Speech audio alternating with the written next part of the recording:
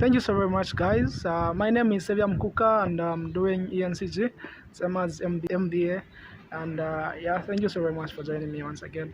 So in today's video, I'll be talking about inflation rate in Zambia, so that we get to understand what is basically happening in our country, Zambia, at the moment. I'm going to look at the statistical position of where Zambia is standing at the moment, both within Africa and globally. Not only that, but we're going to also to look at the consequences of inflation rate as far as where Zambia is concerned. We're also going to look at some measures, of course, which the Zambian government, in collaboration with the central bank, of course, central bank being the Bank of Zambia, or the BOZ, some of the measures which the central bank tries to put into play so as to fight inflation rate. Yeah, so without further ado, let's get started.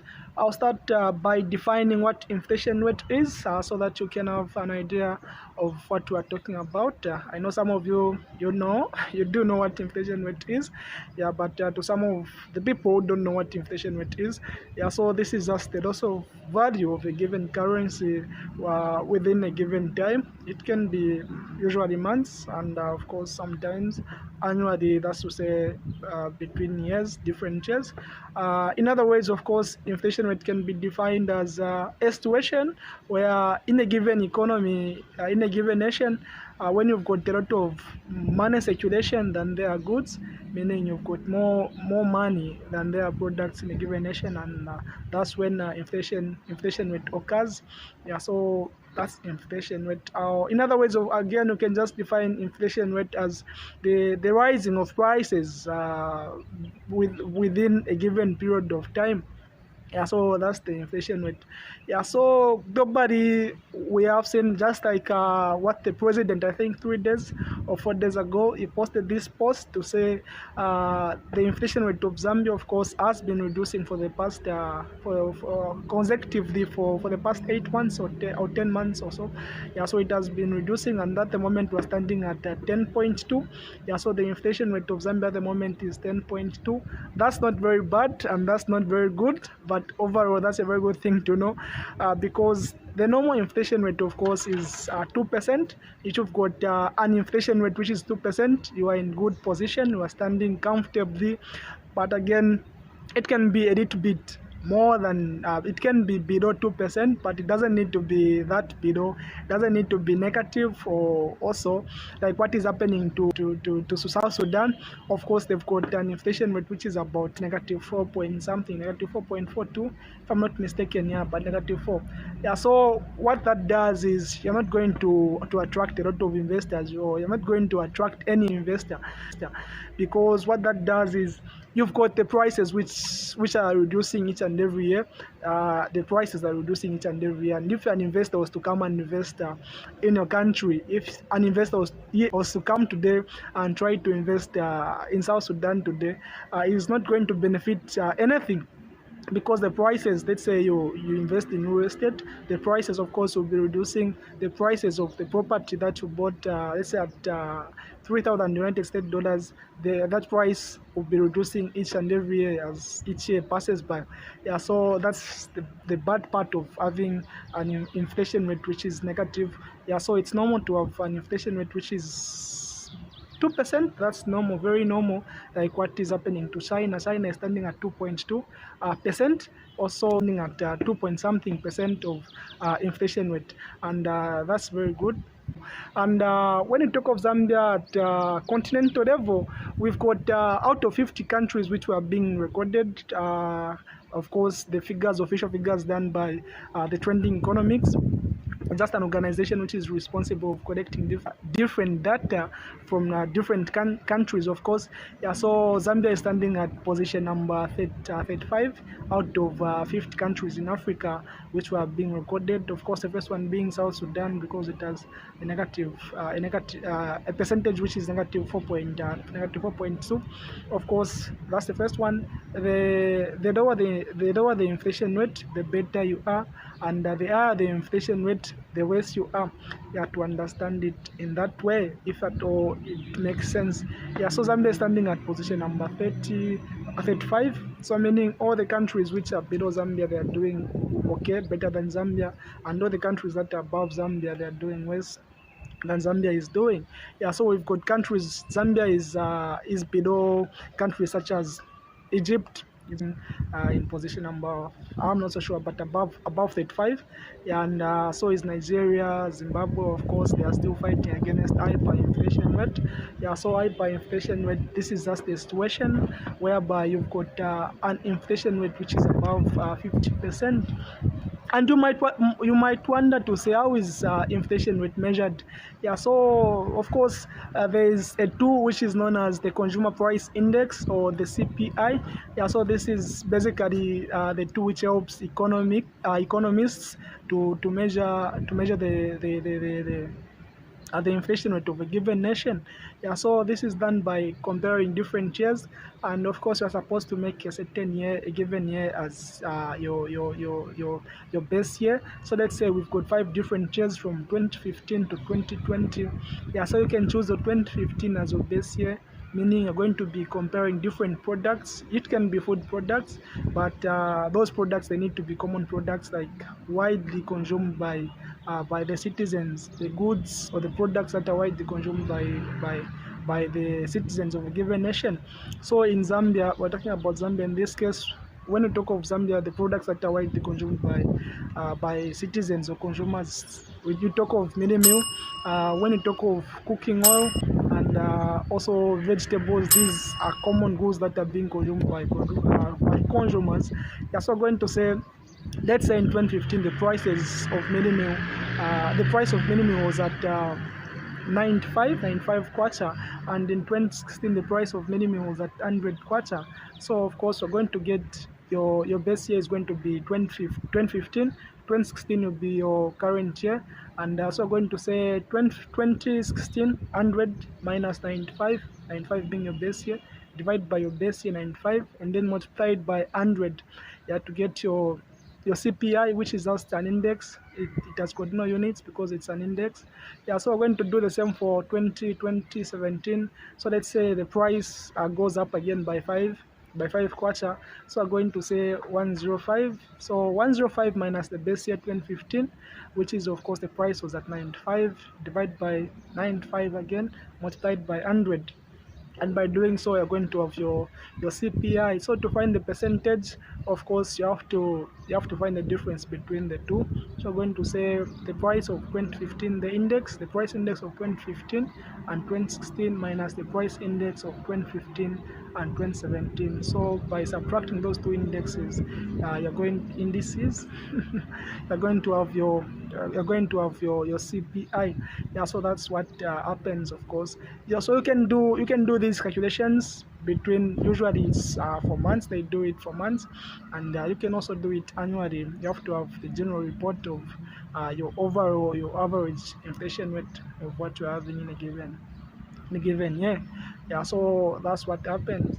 Of course, there are a lot of consequences that come with inflation rate. So like when you've got higher inflation rate, of course some companies, or a lot of companies, tend to do some layoffs. That's to say they're going to suspend, or they're going to offload some of their employees, so as to have a lot to maintain equilibrium between the amount of money that they're having and the amount of money that they are paying to their employees. And then the other thing is inflation rate. Higher inflation rate, of course, it causes unemployment because the money has lost value, and no another person would want to hire you. No another person would want to hire you because the money is not worth what it used to be worth back in the days. So these are just some of the consequences. These are just some of the challenges that come with inflation rate. So just like what I said, 2%. If you've got 2%, then you are in good position. If you've got inflation rate which is about 1%, 0.9, then you are in very, very good position. But if you've got an inflation rate which is negative, then you have to wonder, it poses more questions than it does, or than it comes with answers. Yeah, so it's so important, it's so vital to make sure that you maintain the inflation rate, just like it's every government's aim to the government, the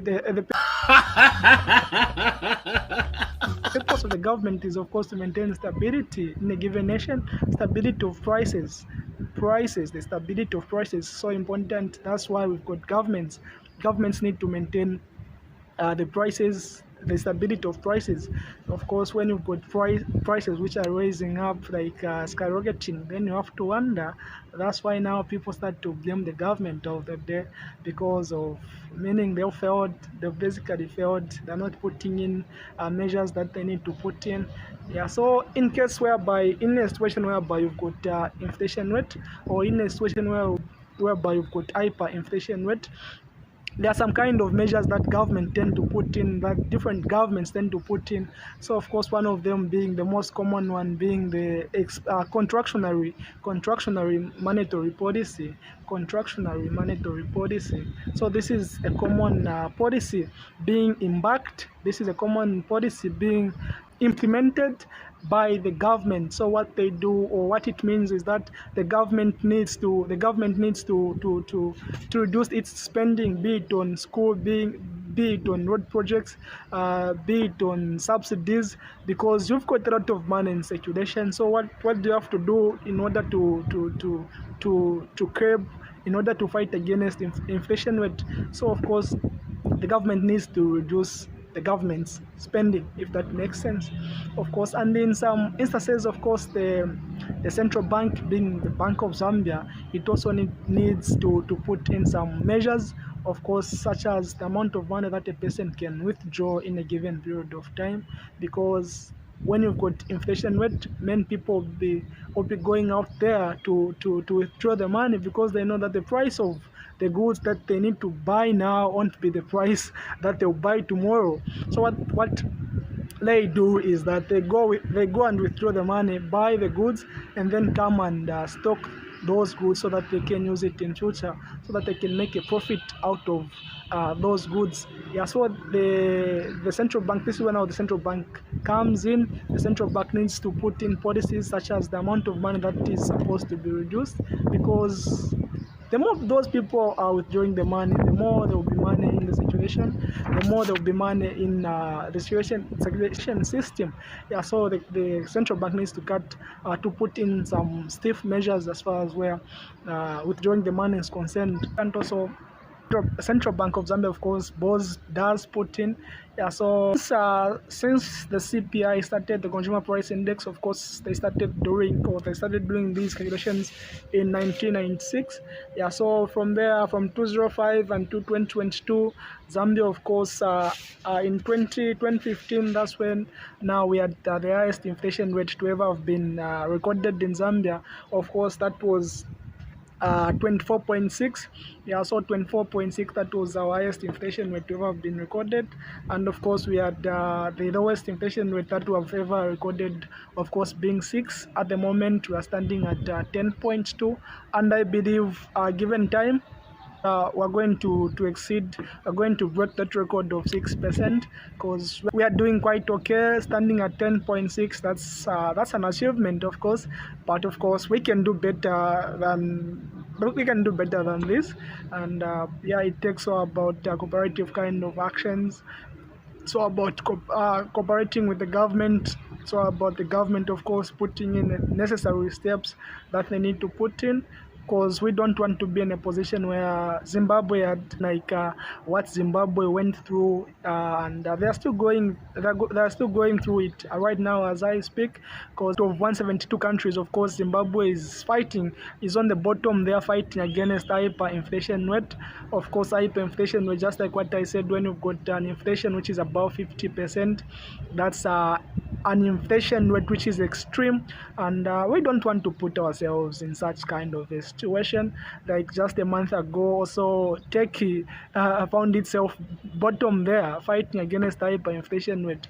Yeah, so I feel like it's all about the government putting in the necessary steps that it needs to put in. So about the central bank doing what it's supposed to do, and yeah, with all these things, with all these collective things being done right, then everything of course moves so swiftly.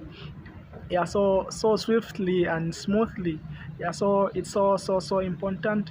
We have seen, of course, also the United States is not doing quite okay as far as where inflation rate is concerned, because the prices of goods are rising each and every year as each year passes by.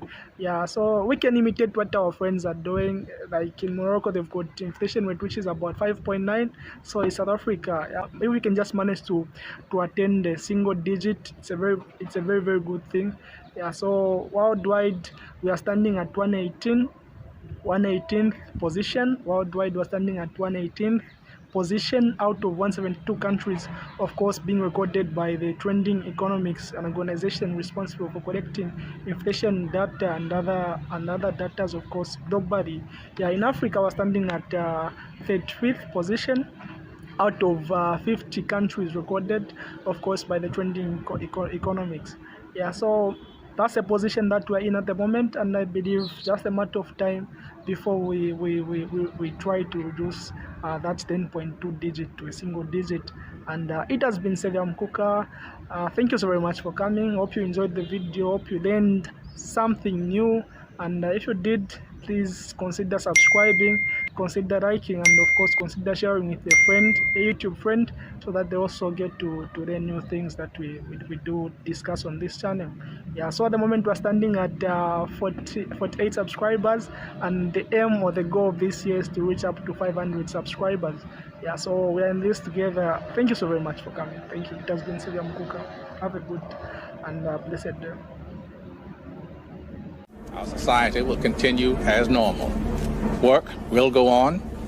You will pay your bills.